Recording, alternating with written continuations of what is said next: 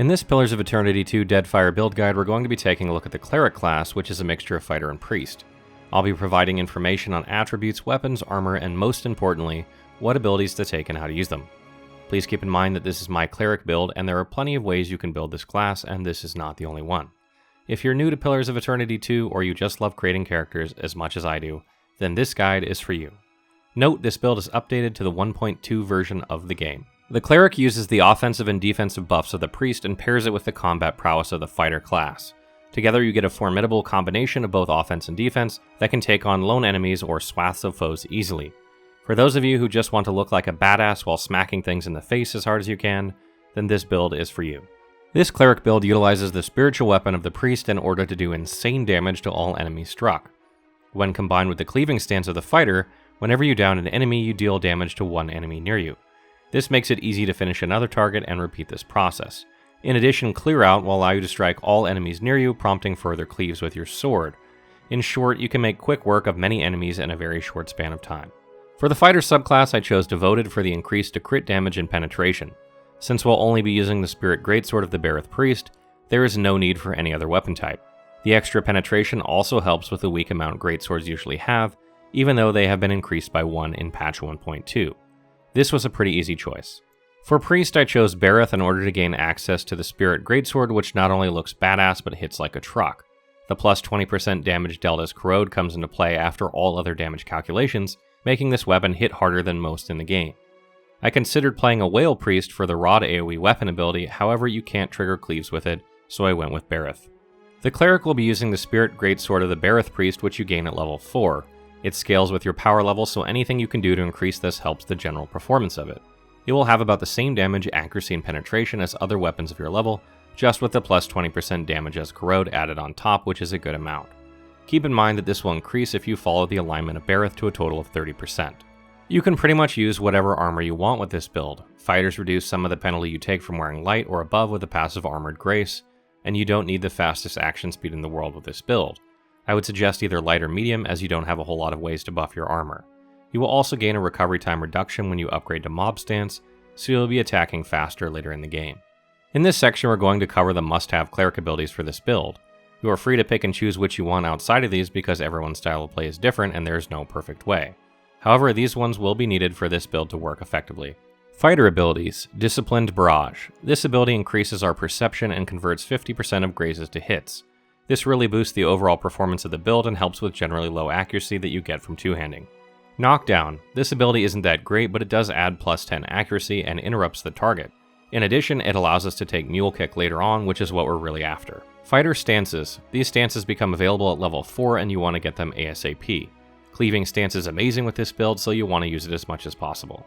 Confident Aim. This passive also helps to convert grazes to hits and is excellent for early game damage until you have better accuracy. Two-Handed Style. This passive increases your total damage with a greatsword, so we take it. Penetrating Strike. This ability has great penetration and plus 20% bonus damage. Use this when you need to get through some heavy armor. Disciplined Strikes. This upgrade of Disciplined Barrage increases the likelihood that you will crit by 25%, which helps increase our overall damage. Crits help increase the corrode damage of the greatsword even further, so you want to crit as often as possible. Mule Kick. This ability does the same thing as Knockdown, but adds plus 25% damage. This is your go-to ability for targets with lower armor, and the plus 10 accuracy will help you crit even more often. Rapid Recovery. This upgrade of Constant Recovery really helps to keep you alive while in combat, and is just an all-around good use of an ability point on any fighter. Weapon Specialization. This passive will further increase our damage with the Greatsword. Mob Stance. This stance will upgrade Cleaving Stance so that you gain even further reduced recovery time for each enemy around you. You'll absolutely want this one because it's one of the few ways you can increase how often you attack. Uncanny Luck. This ability gives you a small chance to resist damage or crit, and we need both. Take it when there is nothing else worth getting. Armored Grace. This ability will reduce the penalty you take to recovery time when wearing armor. This will allow you to wear light armor with almost no penalty. Clear Out. This ability is a primary attack, so works better with a two-handed weapon than when you dual wield. Use this when you need to knock enemies down or away from your party, but you will not use this all the time. Improved Critical. This passive will further increase your crit damage and you will be doing plenty of crits, so it helps. Weapon Mastery. Another passive that increases damage, so we pick it up. You can never have enough passives that do this, and fighters possess many, which is great. Priest abilities. Spiritual Weapon. This ability is what makes this build work, so take it as soon as you hit level 4. The Spiritual Greatsword hits like a truck. Barring Death's Door, I really like this ability here because you can prevent yourself from dying for quite a bit of time, especially if you have good intellect. It also has a 0.5 second cast time. Rapid Casting. This ability helps your cast time by a small amount, which helps to get your greatsword out faster. Martial Caster. This ability further increases the speed at which you cast your greatsword, and every little bit helps. Salvation of Time. This ability lets you add plus 10 seconds to all your current buffs in an AoE, so it benefits other party members as well. It also has a 0.5 second cast time, which is great. Minor Avatar. This is one of the best buffs in the game, and it gives you crazy stat bonuses and lasts for a lengthy duration. We can refresh this with Salvation of Time along with our greatsword. Use this at the beginning of combat once you finally get it. In this section we'll cover attributes for the cleric and explain a bit about each and why we need it or why it's important. Clerics need Dexterity, Perception, and Intellect with a dash of Constitution. Dexterity helps to reduce recovery time because we are two-handing and will attack slower. Perception helps with accuracy, which you will need again because of two-handing. Intellect helps with the duration of your abilities and the AoE radius of Cleaving Stance, so you'll definitely want a few points there. Constitution depends on how much tanking you'll be doing. You can dump Resolve for extra points. Note that if you want, you can pump the hell out of Might and dump Constitution and rely upon Barring Death's Door to keep you alive. Dexterity will help to reduce your recovery time between attacks and spells. You won't cast a whole lot of spells, but it does help when you do. Characters two-handing need Dexterity more so than dual-wielding because they don't gain reduced recovery time just for doing so. 16 or 17 points is good. Perception is there for accuracy, which will help make sure you hit and crit when you attack. Because we have the fighter class, all we need to do in most cases is at least graze to gain hit damage, which helps tremendously, but you don't want to miss. Somewhere around 15-ish points would be good. Intellect helps with the duration of many of our buffs, including our spiritual weapon. It also helps with the AoE radius of the cleave from Cleaving Stance. Both are beneficial to clerics, so be sure to place some points here. 13 or higher for sure, but 15 or more is better.